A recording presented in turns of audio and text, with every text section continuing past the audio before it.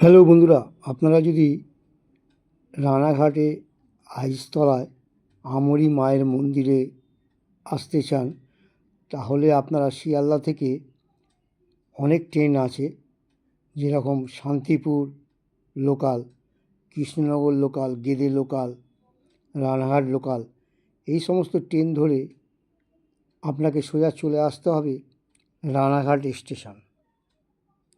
রানাঘাট স্টেশনে আসার পর 1 নম্বর প্ল্যাটফর্ম থেকে বাইরে বেরিয়ে আপনারা পেয়ে যাবেন টোটো কিংবা অটো গাড়ি। 10 টাকা নেবে। রানাঘাটে ঝুলন্ত ব্রিজের কাছে আপনাকে নামতে হবে। তারপরে ওখান থেকে আপনাকে সেই ঝুলন্ত ব্রিজ পার হয়ে আপনি হেঁটেও যেতে পারেন, আর না হলে আপনি ওখান থেকে টোটো পেয়ে যাবেন। 10 টাকা নেবে। আমরি মায়ের মন্দির বললে আপনাকে ঠিক জায়গা মতো নামিয়ে দেবে।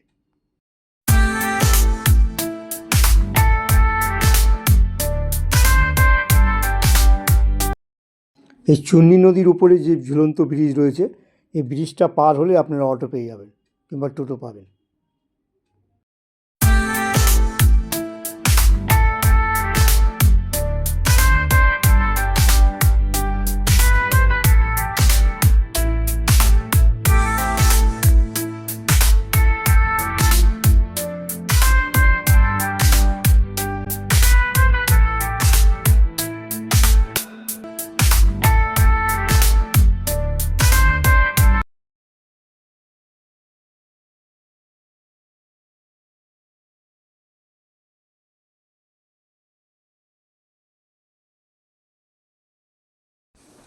আপনারা দেখছেন আমরি মায়ের মন্দির। এই হ্যালো হচ্ছে বন্ধুরা, আমি আজকে মন্দিরের চলে রাস্তা। এসেছি রানাঘাট আইসতলায় আমরি মায়ের মন্দির। সেই মন্দিরের ভিডিওটা পুরোটা করব, আপনারা পুরো ভিডিওটা দেখবেন। আশা করি আপনাদের নিশ্চয়ই ভালো লাগবে। আমি প্রথমে আমার পরিচয় করিয়ে দিই। আমি মৃত্যুঞ্জয় শ্যামা সিরিজ চ্যানেল ইউটিউব। এই মন্দির কখন খোলে, কখন বন্ধ হয়, কীভাবে আসবেন, সমস্ত তথ্য থাকবে আমার এই ভিডিওর মধ্যে। আপনারা দেখতে থাকুন।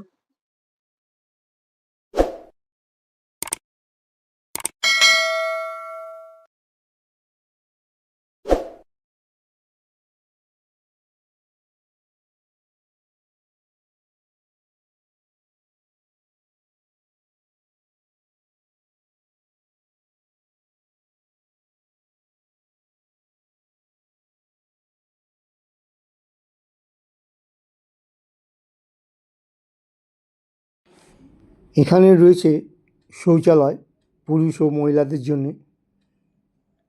আর আপনারা এই গেটটা দেখছেন, এই গেট দিয়ে ভেতরে ঢুকলে ওখানে রয়েছে রান্নাঘর, রান্নার জায়গা। এটা হচ্ছে অফিস ঘর। এখানে আপনারা কমপ্লেন করতে পারবেন, জানাতে পারবেন কোনো অসুবিধা হলে। আর এই যে আপনারা মন্দিরটা দেখছেন, আমরি মায়ের যে আশ্রম লেখা রয়েছে, এইটা ছিল আগে পুরনো। এখানে আগে মায়ের পুজো হতো। তারপরে নতুন মন্দির হওয়াতে সেখানে মাকে প্রতিষ্ঠা করা হয়। আপনারা দেখছেন এই পুরনো মায়ের মন্দির এখন। তারপর আপনাদের দেখাবো নতুন হ্যালো মন্দির। বন্ধুরা, আমি আজকে চলে এসেছি রানাঘাটে আমরি মায়ের মন্দির। সেই মন্দির এখন গেট খুললো। সকালে একবার খুলেছিল, ভোগ দেওয়া হয়েছে, পুজো হয়ে গেছে। আবার এখন বাজে 12:44, মানে 1:45 বাজে। আবার ঠাকুরমশাই মন্দির খুললো। আমি আপনাদেরকে মায়ের মূর্তিটা দেখাবো, আপনারা দেখতে থাকুন। দুপুর 12:30টার পর এই মন্দিরে ভোগ দেওয়া হয়। সেই জন্য ঠাকুরমশাই এই মন্দির খুলেছে। এতক্ষণ বন্ধ ছিল, 10টার পর আবার বন্ধ করে দেওয়া হয়েছিল। তো এখন 12:30টার পর আবার মন্দির খুলেছে। আপনারা দেখছেন আমরি মায়ের মন্দির।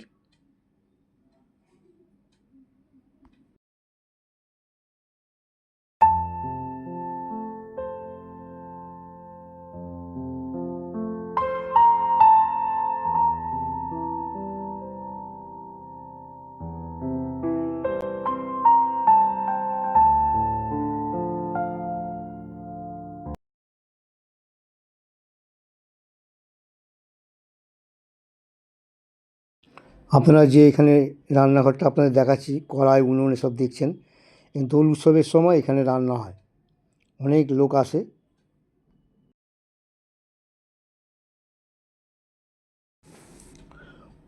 ভক্তদের দীর্ঘদিনের ইচ্ছায় এই মন্দির আপনারা দেখছেন। 17ই জুন এই মন্দির উদ্বোধন হয়েছিল, নতুন বিগ্রহ প্রতিষ্ঠা করা হয়েছিল। পাশে রয়েছে, মন্দিরের পাশে পুকুর দেখছেন আপনারা। আর মন্দিরটি আপনারা যা দেখছেন, এই মন্দিরটি উচ্চতা হচ্ছে 75 ফুট উঁচু। এই মন্দির, অনেকগুলো সিঁড়ি রয়েছে এই মন্দিরে ওঠবার জন্যে। আপনারা দেখছেন অনেকগুলো সিঁড়ি পেরিয়ে তবে কিন্তু এই মন্দিরে প্রবেশ করতে হবে। আর এই গর্ভগৃহে মন্দিরের ভেতরে ঢোকার আগে সামনের অংশ কাঁচ দিয়ে তৈরি করা আছে, কাচের গেট। হ্যালো বন্ধুরা, আমি আজকে রানাঘাটে আমরি মায়ের মন্দিরে এসেছি। আর এখানকার আমরি মায়ের মন্দিরে যিনি সেবায়ত আছেন, তাকে আমি পেয়ে গেছি। তার কাছ থেকে আমি শুনে নেব এই মন্দির সম্বন্ধে দু চার কথা। আপনারা শুনুন। আমার নাম ফণীন্দ্রচন্দ্র দেবনাথ। প্রথম জীবনে আমি ইঞ্জিনিয়ার ছিলাম, ধানবাদ কুলিয়ারিতে চাকরি করেছিলাম। দুর্ঘটনায় চলে এসেছি, তারপর আবার মাস্টার ডিগ্রি করে এমএ পাস করে মাস্টারি করেছি, এখন পেনশন পাই। এখানে তিনজনই মহাসাধক। প্রথম হলো নিতাই চাঁদ সাধু, উনি ত্রিপুরার গুনাইগড় পরগনার জমিদার নিশিকর নারায়ণ রায়ের একমাত্র ছেলে।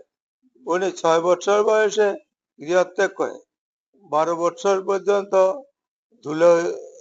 ধৌলগিরি পর্বতে তপস্যা করে সিদ্ধি লাভ করেন। তারপর মায়ের আদেশে আবার বাংলাদেশে ব্রহ্মপুত্র নদীর জলের তলায় ছিল 12 বছর। তারপরে আত্মপ্রকাশ করেন। উনি নিতাই চাঁদ সাধু। ওরা নারায়ণ অংশে জন্ম। ভগবান নারায়ণ ওদের ভক্তিতে প্রীতি হয়ে বলেছিলেন যে তোদের তো সন্তান নাই, আমি তোদের সন্তান হয়ে আসছি। ইনি হলেন সেই নিতাই চাঁদ। এবারে কৃষ্ণচন্দ্র সাধু আমরি মহিমা। কৃষ্ণচন্দ্র সাধু আবার জন্ম হলো, ওনার পিতার ঘরে কোনো সন্তানাদি হয় নাই। এইবার ওর নরসিংদী বাউল ঠাকুর বলে একজন সিদ্ধ পুরুষ ছিলেন, তার কাছে গিয়েছিল। উনি একটা বেল দিয়েছিল, পাকা বেল। বলছে এটা নিয়ে দেখা, ওটা খেলেই তোর সন্তান হবে, কিন্তু সে সংসার করবে না। তিনি হলেন কৃষ্ণচন্দ্র সাধু।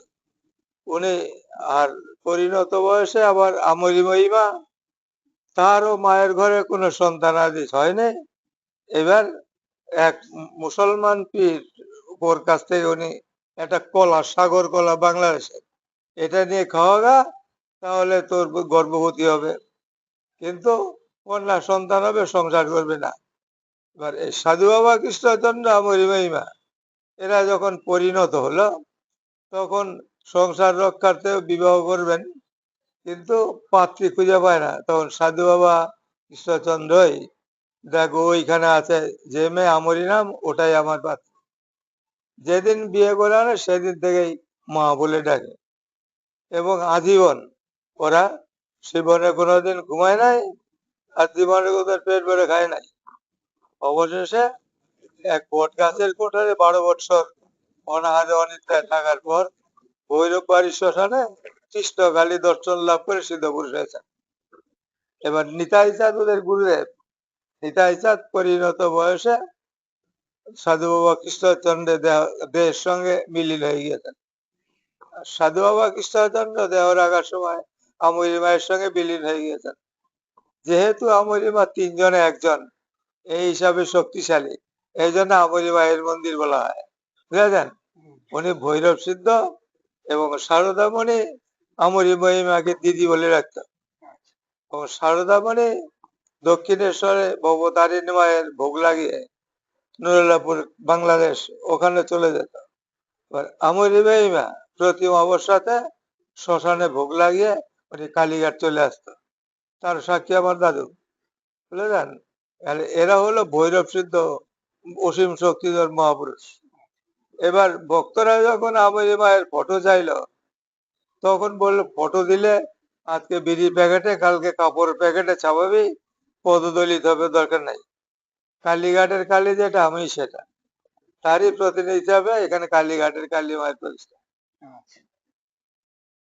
আমরি মায়ের মন্দিরের ঠিক নিচেই রয়েছে আন্ডারগ্রাউন্ড, সে ভেতরে থাকার জায়গা রয়েছে।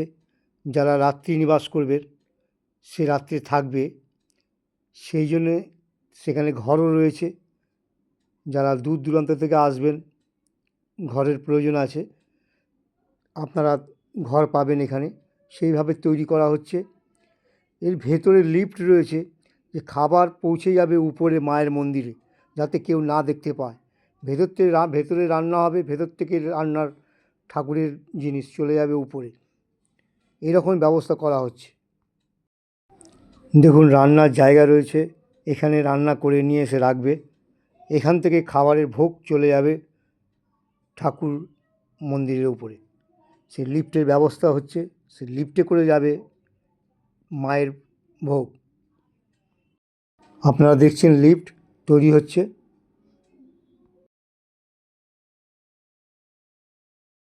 এটা হচ্ছে ভোগ এনে রাখবার জন্য ঘর। দেখুন পাশেও রয়েছে একটা, দেখাচ্ছি আপনাদের।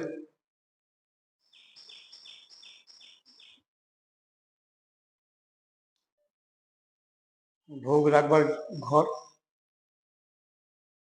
সব তৈরি হচ্ছে নতুন করে।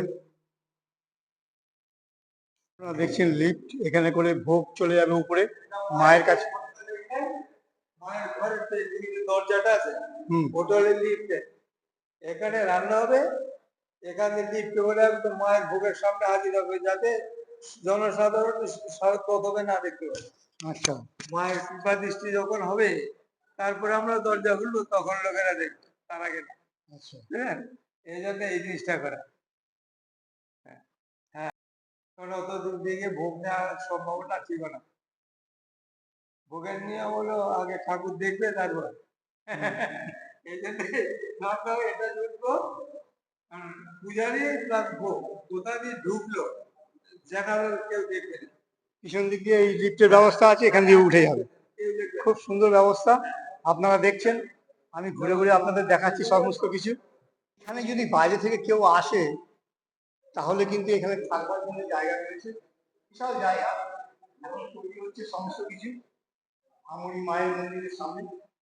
মার মন্দিরের ঠিক নিচে রয়েছে এই জায়গা, এখানে থাকবার জায়গাও আছে, ঘর রয়েছে। এখানে একটা ঘর আছে, এই ঘরটা দেখাচ্ছি আপনাদের।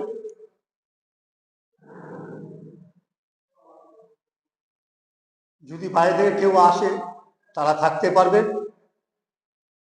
সেইভাবে ব্যবস্থা করা হচ্ছে।